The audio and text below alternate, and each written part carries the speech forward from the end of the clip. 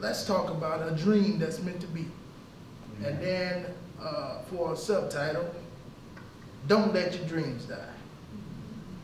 The death of ambition, the death of dreams, the cessation of energy is a huge problem in the world today. Nationally and globally, people are continuing to discover themselves in the pits of depression, disgust, and disappointment, in which they are concluding in letting go of their greatest ambitions. Dreams tend to die somewhere between the womb and the tomb. Our dreams are underfed, fought against, thriving, barely surviving. Most of us are inspired to believe that dreaming is only a put together of our nonsense. People love to tell you to stop dreaming when expressing your ambitions. And when your ambitions are ambitious, they are quick to tell you, you better stop dreaming. Who do you think you are? Normally, when people tell you to stop dreaming, they are telling you to stop fooling yourself. When they tell you to stop dreaming, they are telling you to stop deceiving yourself. And I come to suggest to those,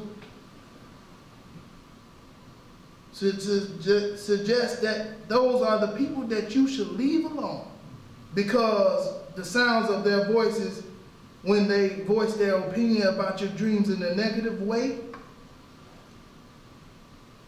should be an irritation to your earlobes. Thus, you should be bothered by the stinkiness of their misleading advice. I was told growing up that there are going to be people who would play like your friends, but really don't have your best interests in mind. And so I am only suggesting to the dreamers on board today to be careful who you associate yourselves with, being mindful of where you see yourself in the future, because dreams are the expectations of what you have yet to experience. Joseph in the text is a 17-year-old boy, and he is the youngest of his father's children. And because of that, his father loved him the more and favored him more. Well, his brothers hated him because of this. We got a problem here.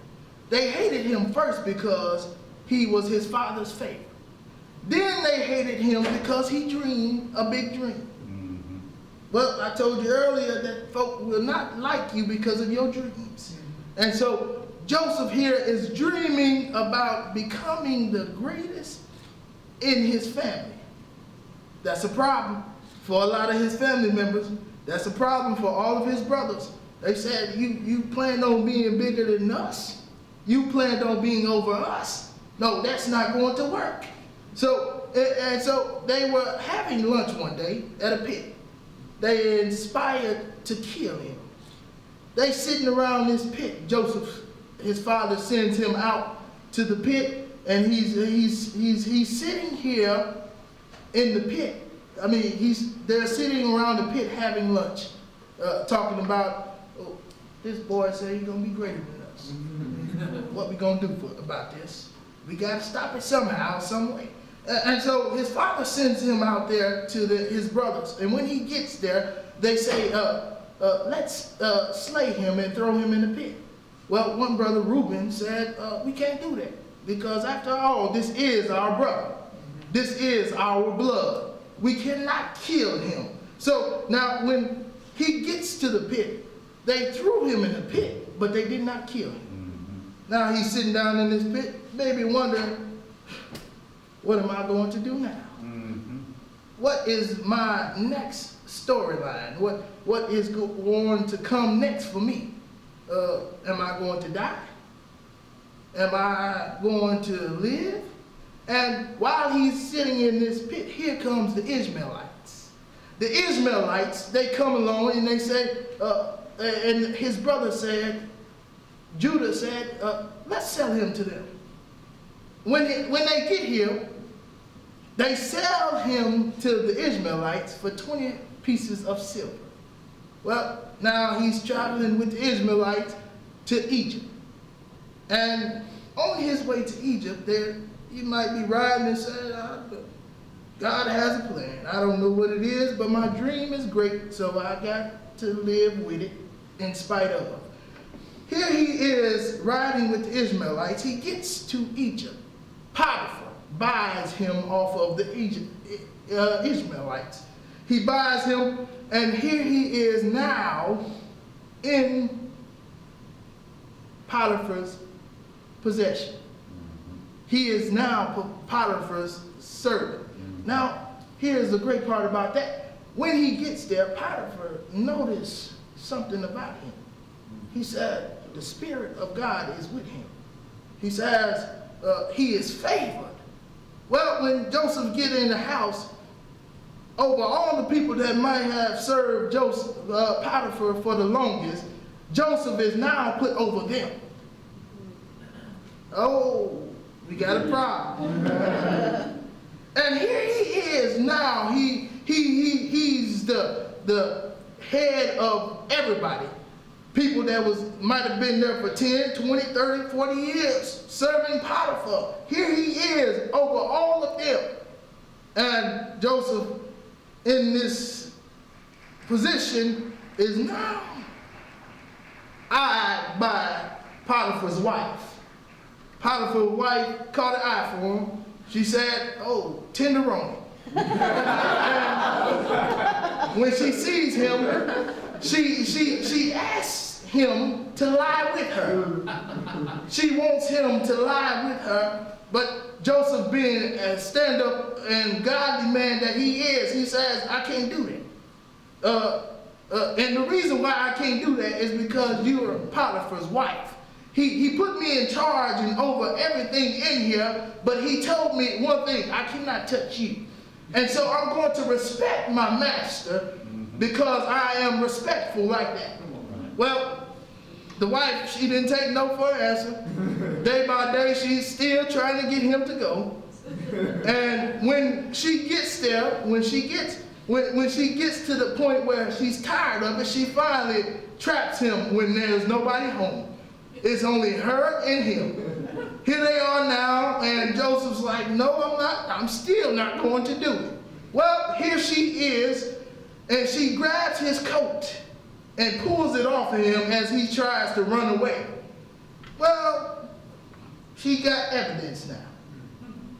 She's got evidence that he's been somewhere around her. Here is his coat right here. Here's his coat. Well, now she calls for the men of the house.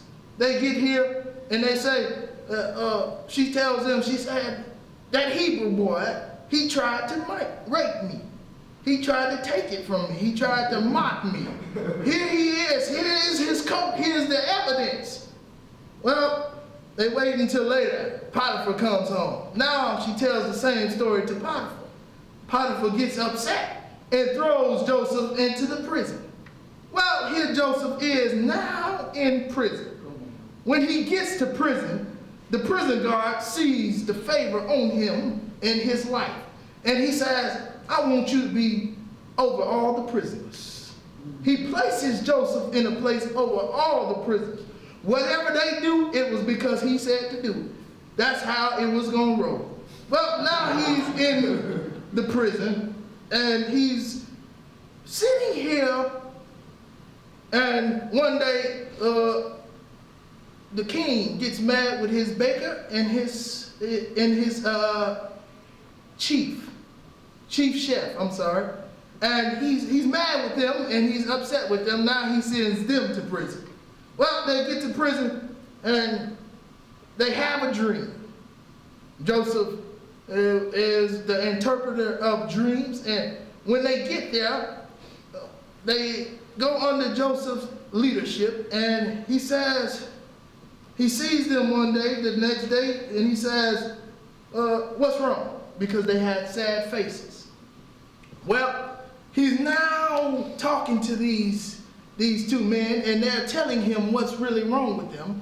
And when they tell him their dreams and what went on in their dreams, and they couldn't figure it out themselves, he goes on and he tells them the interpretation of their dreams.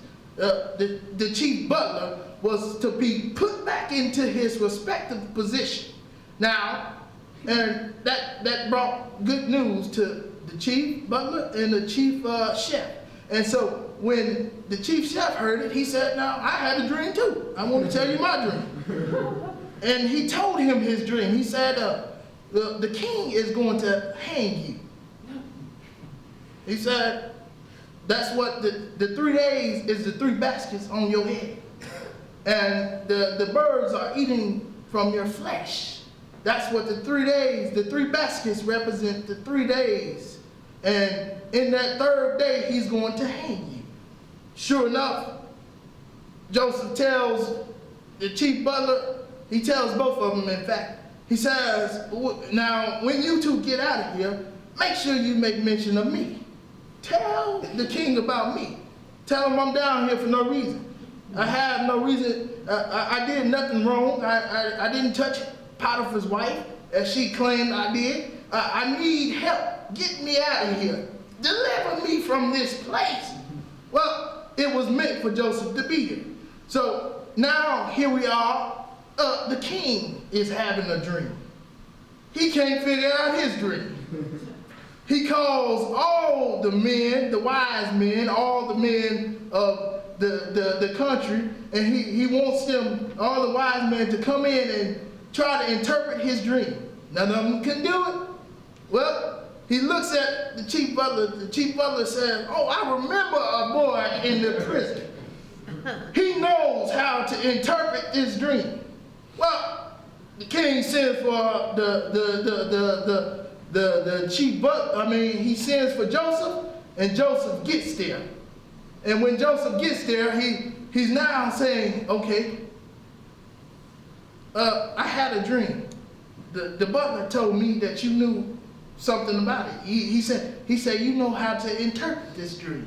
So when Joseph gets there, he's now in the king's presence.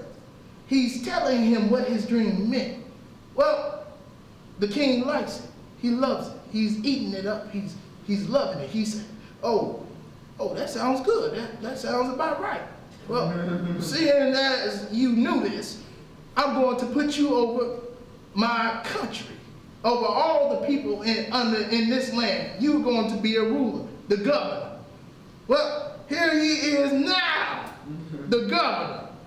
And those same boys who sent him in there, trying to get him out of his daddy's presence, is now coming to him.